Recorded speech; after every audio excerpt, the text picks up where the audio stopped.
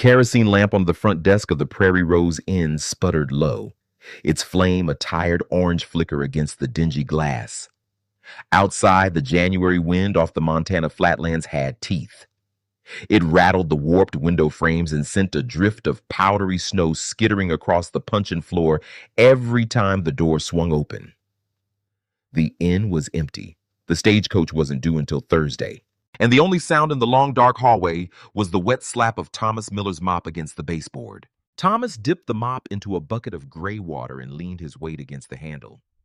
His lower back ached from hauling firewood that morning, and his right knee, the one that had never healed right after a horse threw him 3 winters back, throbbed with a dull, steady pulse. He dug a calloused thumb into his eye socket and allowed himself a single slow breath. 4 days until rent.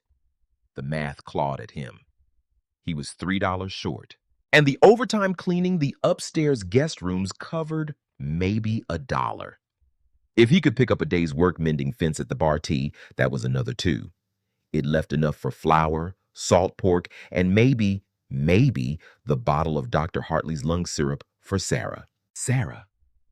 The name pressed against his chest like a stone. She was asleep right now, wrapped in a patchwork quilt at Mrs. Pembroke's cabin across the frozen creek.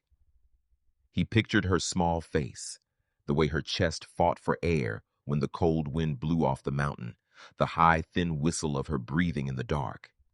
He hated leaving her there. He hated the pity in Mrs. Pembroke's eyes when he handed over a handful of tarnished coins every Friday.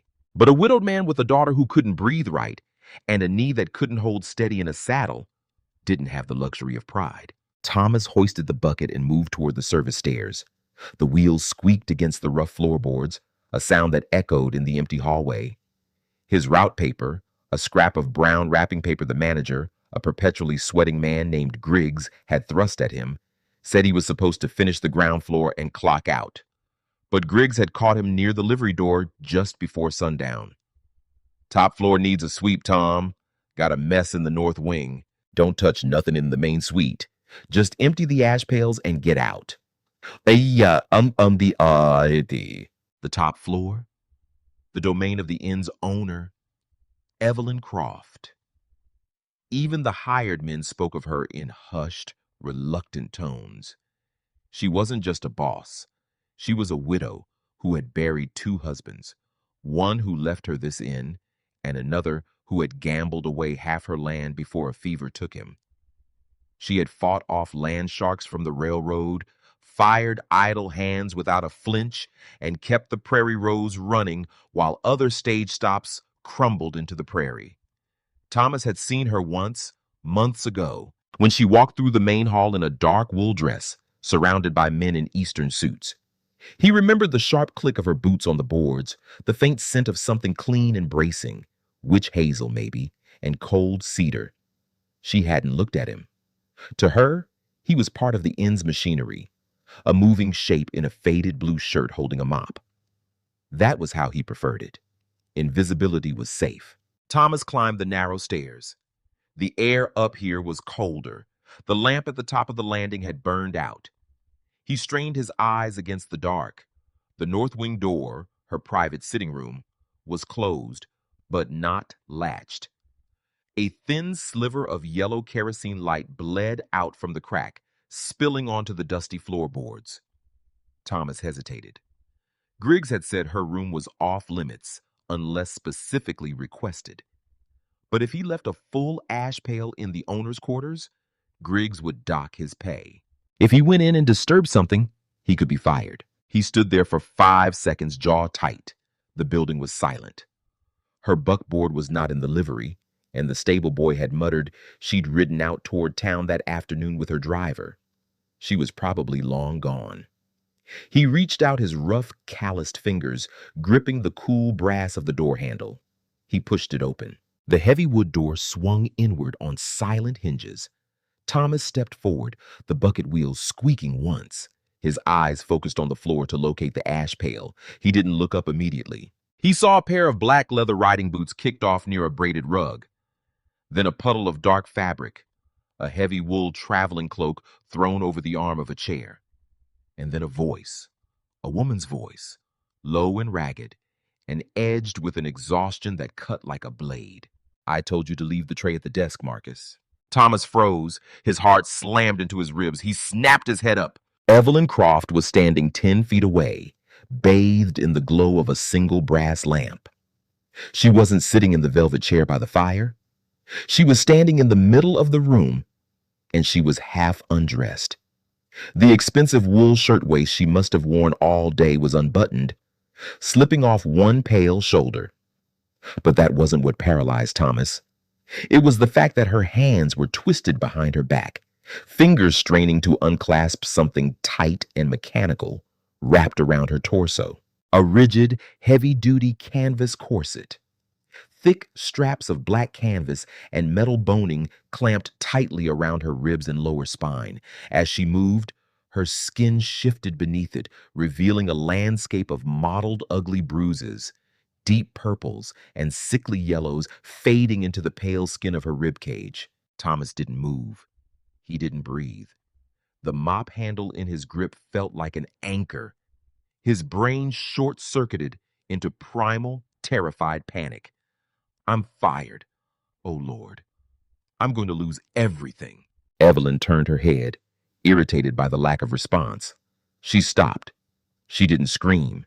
She didn't gasp and cover herself like some shocked debutante. Her hands simply fell away from the clasps of the brace, dropping to her sides.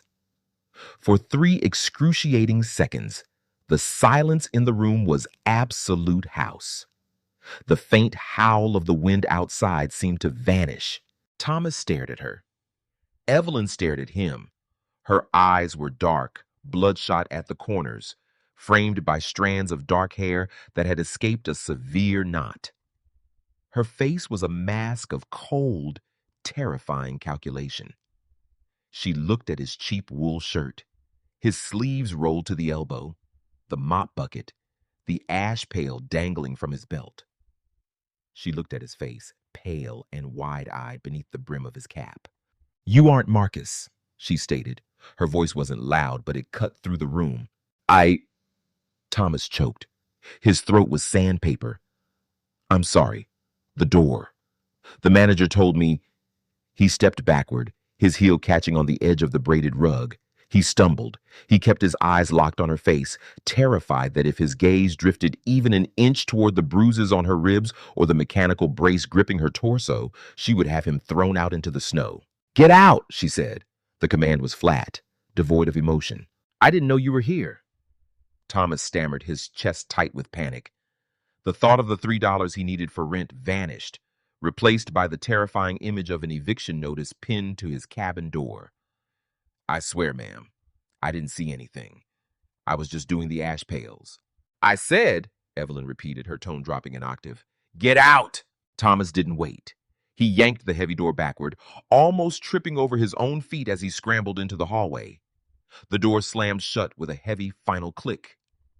He leaned against the cold plaster wall, his breathing ragged, loud in his own ears. A cold sweat had broken out across his forehead. The ash pail slipped from his fingers, landing soundlessly on a dusty runner rug. Stupid, stupid, stupid! He squeezed his eyes shut. He had just walked in on the owner of the Prairie Rose Inn. He had seen something she clearly didn't want anyone to see. A woman running a business alone in a territory full of hungry men didn't wear a heavy rib brace unless something was deeply, fundamentally wrong. And people with that much to lose didn't like men like Thomas knowing their secrets. He waited for the sound of a door opening, the muffled voice of Evelyn Croft calling for the night man to have the creeping janitor stripped of his pay and escorted off the property. A minute passed, then 2. Nothing. The hallway remained dead silent. Thomas slowly bent down and picked up the ash pail. His hands were still shaking. He retreated to the back stairs, practically sprinting, the wheels of his mop bucket screaming as he dragged it toward the cellar. He needed to clock out. He needed to leave before she changed her mind. By the time he stepped into the bitter January air, the snow had stopped, and the moon was a cold sliver behind a veil of cloud. Thomas pulled his thin coat tighter and started the half-mile walk to Mrs. Pembroke's cabin. His bad knee throbbed with every step. He replayed the moment in his head, her cold, bloodshot eyes, the dark bruises blooming against her ribs, the brutal mechanical grip of the brace. She hadn't looked embarrassed. She had looked cornered, like a wounded elk, waiting to see if the hunter would finish the job. He told himself it was over, an accident, a mistake in the night manager's routing. Tomorrow he would probably find his name struck from the work list. He'd have to beg Griggs for a few days' wages and find another job cleaning stables for $1 a day. He reached Mrs. Pembroke's cabin, let himself in quiet as a ghost, and checked on Sarah. She was breathing, light and fast, her small hand curled against the quilt. He sat beside her cot until the candle burned out. The morning sun came cold and white through the inn's kitchen window. Thomas stood by the back door, hat in hand, waiting for the axe to fall. He had barely slept. He had fed Sarah a bowl of thin oat porridge, kissed her forehead, still too warm, and walked to the inn with dread like a stone in his belly. Griggs met him at the service door, clipboard in hand. Thomas braced himself. Here it comes. But Griggs just grunted. You're not on floor duty today. The owner's driver, Hayes, came by before dawn. You're wanted in the main suite. Don't clock in, just go. The floor dropped out of Thomas's stomach. The private suite. They weren't just firing him, they were making an example of him. He climbed the stairs on legs that felt hollow. A man in a sharp gray suit, Marcus Hayes, the Eastern driver Evelyn kept on her payroll, was waiting for him outside the sitting room. Hayes looked like a man carved from cold tallow, but his eyes held a flicker of something almost like sympathy. Miller, Hayes said, follow me. Hayes didn't lead him to a back room to collect his things. He led him straight to the heavy wood door with the brass nameplate, Evelyn Croft. He opened the door and gestured for Thomas to step inside.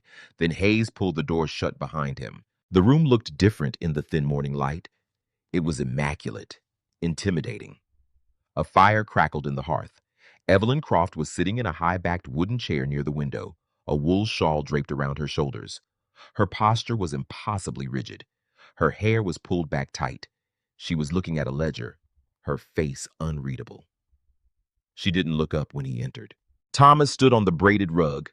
The silence stretched tight as a clothesline wire. He shifted his weight, his bad knee twinging. I'm sorry, Thomas blurted out, the words tasting like dust. I know I wasn't supposed to be in there. I'm sorry I saw. Sit down, she cut him off. Thomas snapped his mouth shut. He looked at the plain wooden chair opposite her. He hesitated, acutely aware of the stable smell still clinging to his clothes. He sat on the edge of the cushion, his back stiff. Evelyn finally looked up. Her eyes were sharp, devoid of the bloodshot exhaustion from the night before, but the skin beneath them looked bruised, heavily concealed by powder. You didn't run to the gossips in town, she said. It was a statement. No, ma'am. You didn't tell the manager. No. Why? Evelyn asked flatly. Thomas stared at her. The question felt like a trap. Because I need this job. I scrub floors for $1 a day. If I talk about the owner, I get fired. I have rent. I have a daughter who can't breathe right when the air turns cold. I can't afford to care about your secrets. It was the most honest thing he had said in years. The rawness of it hung in the air between them. Evelyn held his gaze. She didn't blink.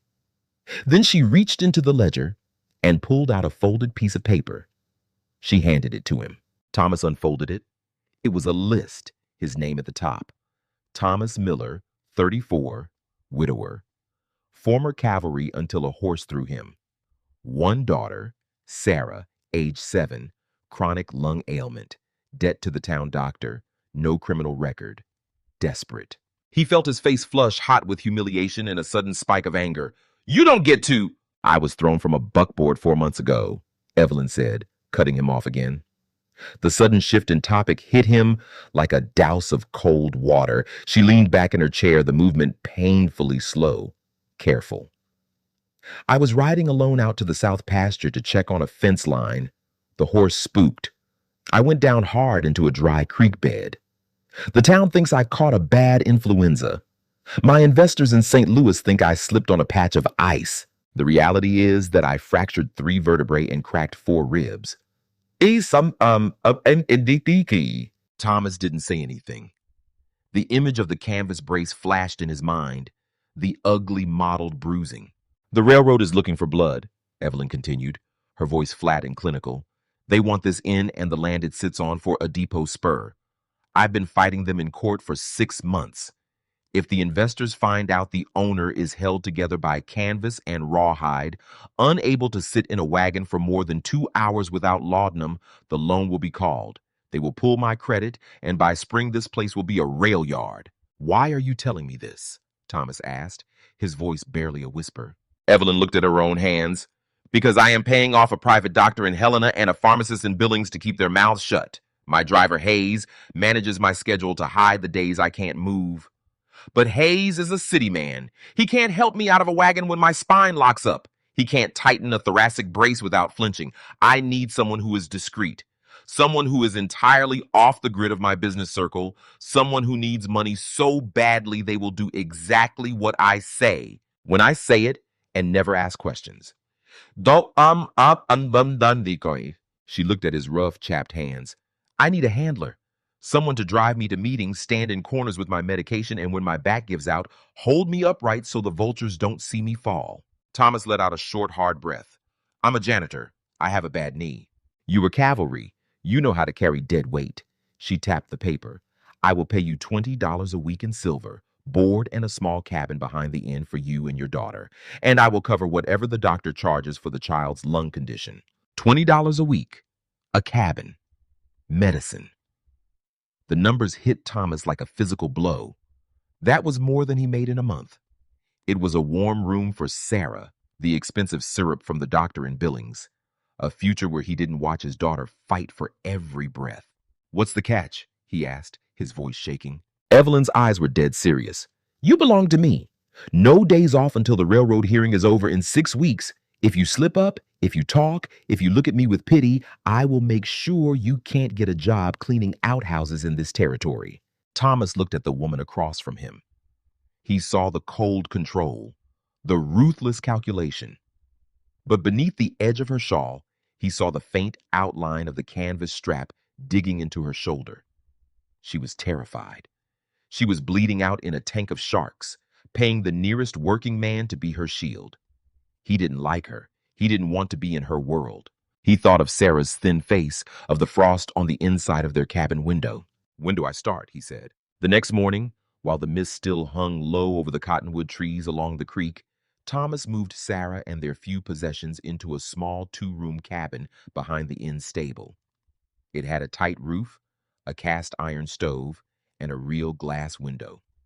Sarah stood in the middle of the floor, clutching her rag doll, and looked up at him with wide eyes. Is this ours, Pa? Thomas knelt down, his bad knee popping. For a while, Bug, and the lady at the inn says the doctor's going to bring you new medicine. Evelyn had not spoken a word to Sarah. But that first evening, as Thomas returned from a long afternoon of learning the buckboard routes and the subtle signals Evelyn used when pain spiked, he found a basket on his cabin doorstep. A loaf of fresh bread, a small crock of butter, and a jar of honey with a treble hook. There was no note, but the bread was still warm and it smelled of yeast and comfort. He was starting to understand the woman behind the cold mask. The work was relentless. Evelyn Croft ran her business like a military campaign. She was at her desk by 5 in the morning, barely able to stand, and she didn't stop until late in the evening. Thomas learned her body's language. When her left hand gripped the edge of a table so hard her knuckles went white, it meant the nerve pain in her spine was firing. When her voice dropped to a terrifyingly quiet whisper during meetings with the railroad men, it meant she was fighting off a wave of nausea from the painkiller. He would step forward, offer his arm, and she would take it without a word, leaning a fraction of her weight on him while she stared down men twice her size. Their dynamic was not friendly. It was transactional, abrasive, and built on silent mutual necessity. Slower over the ruts, Miller, she snapped one icy Tuesday as he drove her buckboard toward a meeting at the county seat. I didn't hire you to test the springs. The springs are fine, Thomas replied, gripping the reins. This road hasn't been graded since last spring. Do you want me to take the old creek trail and make you late for the hearing? I want you to drive without the commentary, she shot back, her voice tight. He glanced back. She had her eyes closed, one hand pressed hard against her ribs, her face gray. Thomas felt a flicker of something, not pity, he knew better than that, but a grim solidarity. Payne didn't care about the zeros on a bank draft. The hardest part came late at night. After the meetings, after the investors left, when the door to her private quarters finally closed, the facade crumbled. Without the eyes of the town on her, the adrenaline evaporated, leaving only the shattered wreckage of her body. It was during the third week that the boundary between them shifted. They had just returned from a brutal all-day negotiation with railroad suits in Helena. Evelyn walked into her sitting room, her movement stiff and robotic. She made it 3 steps toward the hearth before her legs gave out. Thomas caught her before she hit the floor. He grabbed her under the arms, his heavy boots bracing against the rag rug. She gasped, a sharp, ragged sound of pure agony, her fingers digging into the sleeves of his coat. She smelled of strong coffee and cold sweat. Don't, she hissed through gritted teeth, trying to push him away. I can stand. No, you can't, Thomas said, his voice dropping into the flat, authoritative tone he'd used years ago in the cavalry. He didn't ask for permission.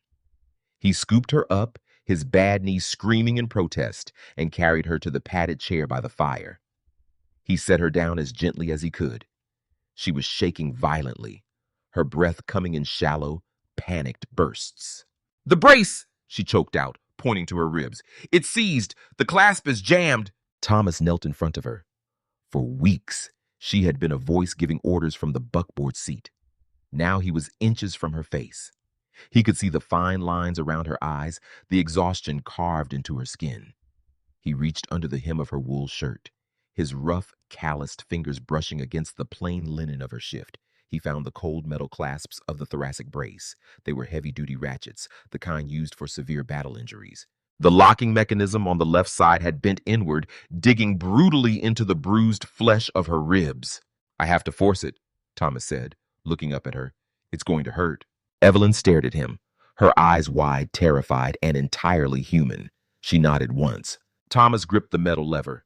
He braced his forearm against the rigid canvas, taking care not to press on her broken skin. He pulled. The metal resisted, then gave way with a loud snap. Evelyn let out a choked cry, her forehead dropping forward to rest heavily against Thomas's shoulder. He froze. He was a hired hand. She was a woman who could buy and sell half the territory. He was acutely aware of the cheap laundry soap on his shirt and the lingering smell of horse on his sleeves. But he didn't pull away. He stayed perfectly still, letting her breathe, letting her hide her face against his rough coat. Slowly, carefully, he unlaced the rest of the corset.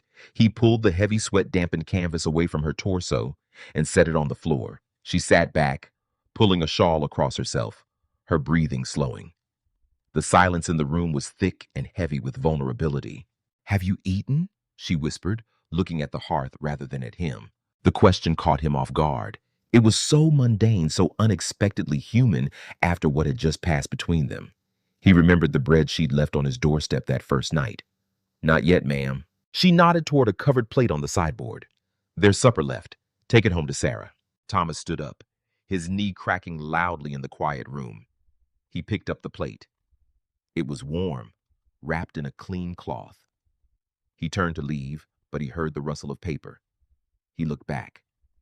Evelyn was holding a crumpled piece of paper that had fallen out of his coat pocket when he knelt. A drawing. Stick figures in blue crayon. A tall man, a little girl with a yellow sun, and a lopsided horse. Evelyn looked at the drawing, her thumb brushing over the jagged lines. Sarah. Yeah, Thomas said, a sudden fierce protectiveness rising. He reached out and took the paper, then stopped. He unfolded it again and set it back on the arm of her chair. She asked me today if the lady at the big house was a queen. I told her you were the woman who gave her the honey. Evelyn's face did something complicated.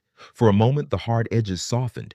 Is the medicine helping her? Yes, ma'am, she hasn't wheezed in 4 days. Evelyn looked at him, really looked at him. She saw the dark circles under his eyes, the permanent tension in his shoulders. She saw a man who was selling his pride to keep his child breathing. Good, she said quietly. Take Sunday off. Hayes can drive me to church. You should take her down to the creek. The willows are budding. Thomas stared at her, surprised. He nodded slowly. Good night, Miss Croft. Evelyn, she said to his back as he walked out the door. When it's just us, Miller, it's Evelyn. 6 weeks later, the railroad hearing convened in the town's one-room schoolhouse. It was the first warm day of spring, and half the county had turned out. The railroad men sat at the front in their dark suits, flanked by lawyers with oiled hair. The town's women clustered in the back, whispering behind their hands about Evelyn Croft, the cold widow who ran an inn like a man, who never came to quilting bees, who thought she was too good for common folk. For months, they had murmured about her pale face, her careful movements, her strange refusal to ride side saddle or dance at the harvest social. A few had even whispered that she was hiding something, that a woman alone couldn't run a business without something being broken inside her. Evelyn stood at the front of the room, her back rigid, one hand resting lightly on the edge of a table. Thomas stood 2 paces behind her, his broad frame still, his eyes scanning the crowd. He saw the moment her left hand tightened on the table, the bone-white knuckles. She was in agony. This was the final, brutal argument she had to make to prove her competence, her stability, her right to keep her land. If she faltered now, the railroad would win. The lead attorney for the railroad, a man named Caldwell, stood and adjusted his spectacles. Mrs. Croft, he said, his voice dripping with false concern, you asked this board to believe you can manage a stagecoach inn and 100 acres of ranch land in your condition. Yet we have heard reports that you are unwell, that you require constant assistance. Isn't it true that you are physically incapable of performing the duties required? A murmur rippled through the crowd. The women's whispers sharpened. Evelyn's jaw tightened. Thomas saw the tremor in her spine, the way her breath caught. He stepped forward. But before he could speak, the schoolhouse door swung open. A small figure stood there, clutching a rag doll and wearing a too big coat. Sarah. Her face was pink from the walk, and her eyes were wide with worry. She had followed Thomas from the cabin, worried about her father and the lady who gave her honey. The room went silent. Sarah's gaze found Evelyn at the front, and without a word, the child walked straight up the aisle, her boots scuffing on the wood floor, and slipped her small hand into Evelyn's free hand. Don't let them hurt you, Sarah said, loud enough for the whole room to hear. You're the bread lady. Evelyn stared down at the child. Then she looked up at Thomas, her eyes suddenly wet. And Thomas watched the steel in her backbone shift into something else, something warmer, something that had been locked away for a very long time. She looked directly at the railroad men, and her voice came out clear and strong. This is my family, and this is my land. The rumors about my health are lies spread by men who want to steal what I've built. I am perfectly capable, and I am not alone. She did not mention the brace. She did not explain the bruises. She simply stood there, holding a little girl's hand, and let the town see her as a woman who had a home filled with food and people who loved her. The women in the back stopped whispering. One of them, a farmer's wife who had once snubbed Evelyn at the general store, looked at the child and the quiet cowboy behind the widow and saw the truth. This was a family grown from hardship, not blood. The board conferred for 10 minutes. Then the chairman rapped his gavel.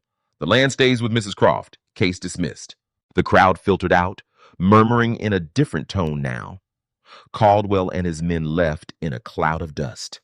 Evelyn remained at the front of the schoolhouse for a long moment, her hand still holding Sarah's. Then she looked at Thomas, standing there with his hat in his hands. Have you eaten? She asked. Her voice was light, almost teasing, but her eyes were full of tears. Thomas felt a warmth spread through his chest. No, ma'am, not yet. Good, Evelyn said. There's a pot of stew on the stove at the inn, enough for 3. They walked back to the Prairie Rose together, the late afternoon sun golden on the new grass. Sarah ran ahead, chasing a butterfly, her breathing strong and even. Evelyn leaned slightly on Thomas's arm, not because she needed help, but because she wanted to. The brace was still there beneath her dress, but it felt lighter now. That night, they ate at the big oak table in the inn's kitchen, the fire crackling, the windows open to the spring air.